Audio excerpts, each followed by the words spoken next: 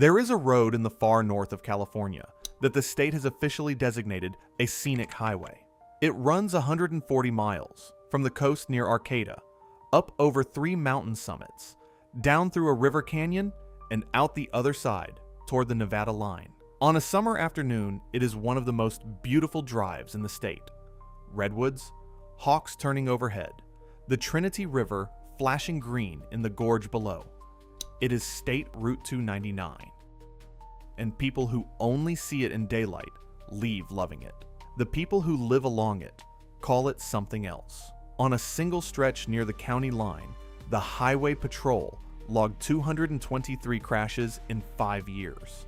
It ices over. It has no shoulder in places. Trucks meet cars head-on in its blind curves. And a few people out here, quietly, will tell you the other thing about Route 299.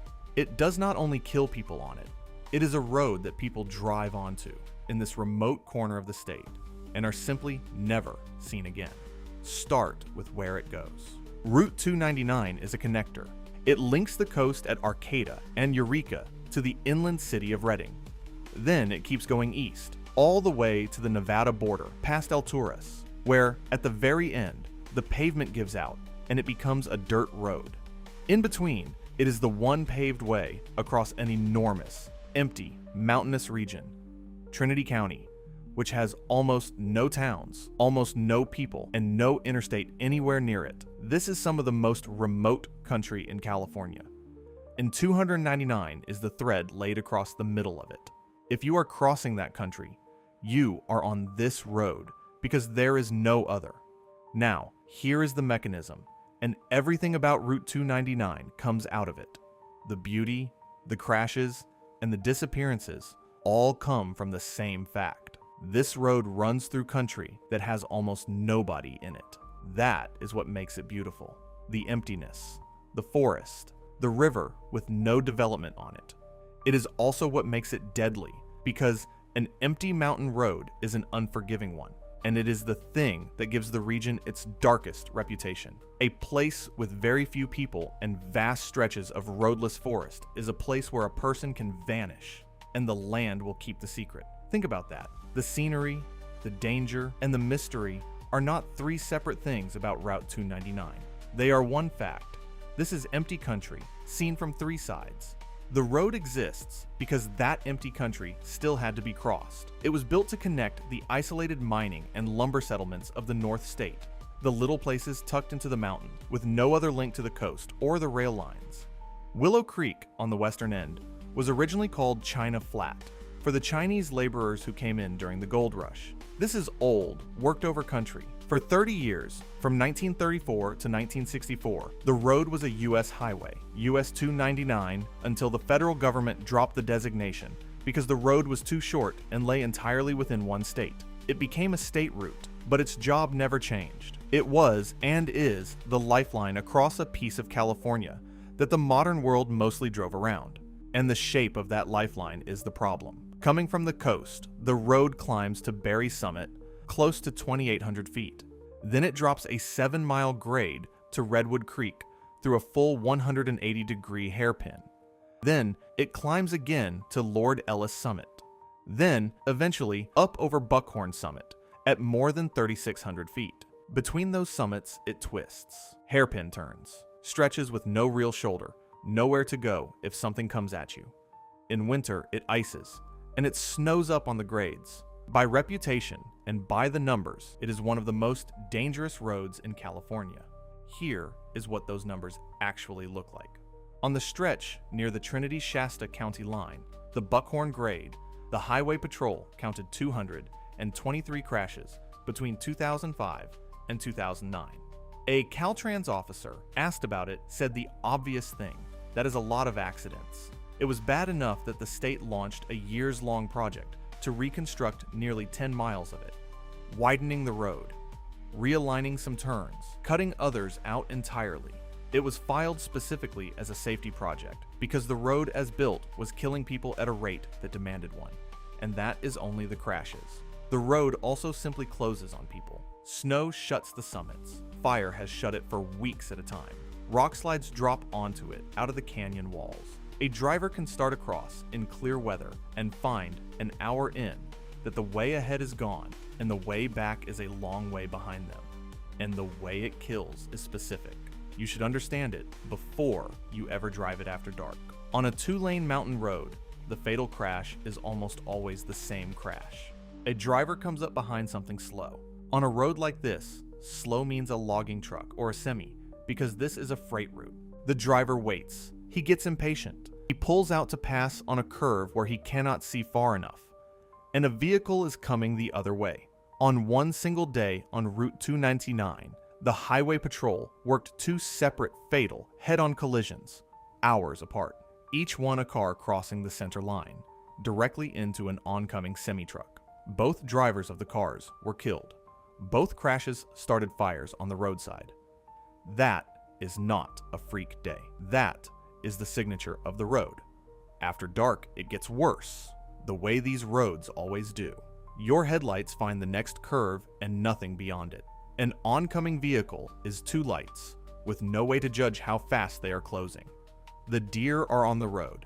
The ice does not reflect. None of it gives you warning, and there is no one out here. Cell coverage across this country is unreliable and mostly absent. The towns are tiny and far apart. Go off the road into the canyon at 2 in the morning, on a road that might see very little traffic until dawn, and the odds of anyone finding you in time are not good. But this is where the story turns, because the crashes are the danger you can see. The reputation that clings to Route 299. The thing people out here talk about more carefully is about the people who did not crash. The ones who drove into this country and never came out and left no wreck to find. Trinity County, which Route 299 runs straight through, has for its tiny population an unusual number of missing persons cases. Some are ordinary tragedies. Some are almost certainly tied to the one thing this remote country is nationally known for, and it is not scenery. This is the heart of the Emerald Triangle. Humboldt, Trinity, and Mendocino, 3 counties that have long formed the largest cannabis-growing region in the United States. It is a world of remote grows, cash, guns, and people who have very good reasons not to be found. Trinity County itself has only a few thousand residents spread across an area larger than some states, and a sheriff's department to match. There are places out here a body could be put where no one would ever have cause to look. In country like that, off a road like this, a person can disappear for reasons that have nothing to do with ghosts, and everything to do with what happens when there is money in the woods and no law for 50 miles. The most well-known case is a group people came to call the SoCal Missing 4. In the spring of 2017, 4 men from Southern California, aged from their mid-30s to around 40, drove up to Trinity County to visit a friend and reportedly to look at buying property. They were last seen in the Mad River area, off Route 299, in a silver Jeep Cherokee. The next day, their cell phones all pinged, together, near Stockton, a long way south. And then nothing. No men, no Jeep, no trace. Years later, the case is still open, and 4 families still do not know what happened on that trip into the mountains. They are not the only ones. Go through the local records, and the pattern is quietly awful. A 46-year-old man vanishes near the junction of 299 and Trinity Mountain Road. His truck turns up hundreds of miles away, near Fresno. A 19-year-old sets out hitchhiking along these roads to a court date in Weaverville, and never arrives. A young woman goes missing from a trailer in the Trinity River Canyon, just off the highway. Each of these is a separate story, with its own probable, human, terrible explanation. None of them is a ghost story. Every one of them is a real person, with a real family still waiting, and a most likely explanation that is entirely human and entirely grim. But you cannot line them up along one road, in one empty county, and not feel the weight of the pattern. This is a place people go into and do not always come out of.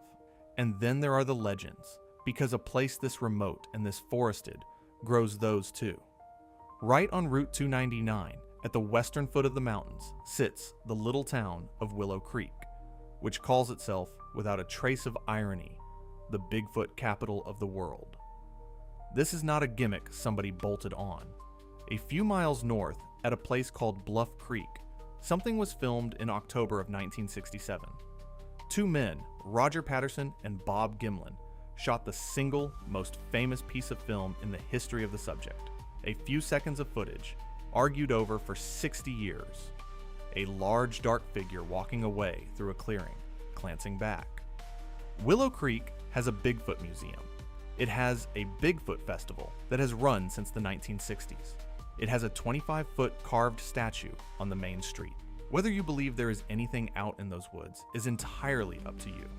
What is true is that this is some of the deepest, least traveled forest in the lower 48, and it is easy to understand. Driving through it at dusk with the trees closing overhead, why people have always felt that something might be out there watching the road. This road does one more thing the mountains alone cannot. On the 23rd of July, 2018, on a stretch of Route 299 near Whiskeytown Lake, a trailer being towed along the highway suffered a mechanical failure. A tire blew. The bare rim threw sparks into dry grass at the road's edge. That was the start of the Carr Fire, one of the most destructive wildfires in California history. It began as sparks on the shoulder of this road. Think about what that means for driving it. The country 299 runs through is not only steep and remote and empty. In summer, it is a tinderbox. A single failure at the pavement's edge, one blown tire, was enough to set a fire that would burn for weeks and take lives. The road does not only hold the danger. Some days, it is the ignition.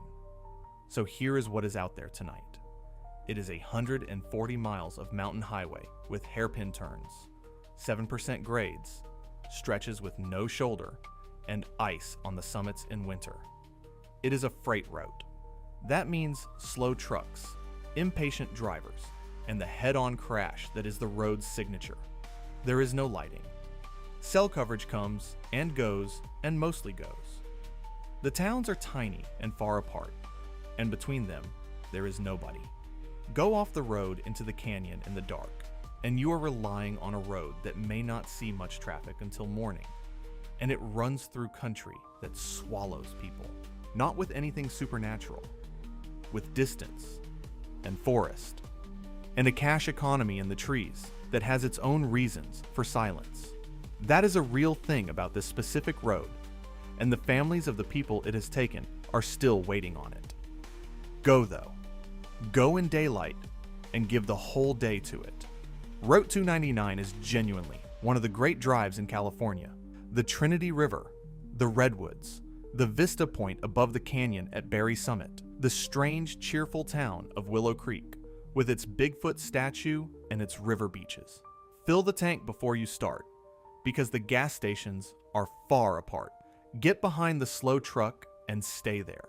Do not pass on a blind curve, not for anything, no matter how long you have been waiting. And do the whole thing while the sun is up. Just be down off the grades and out the other side before the light goes. If you enjoyed this video, subscribe for more, and I'll see you in the next one.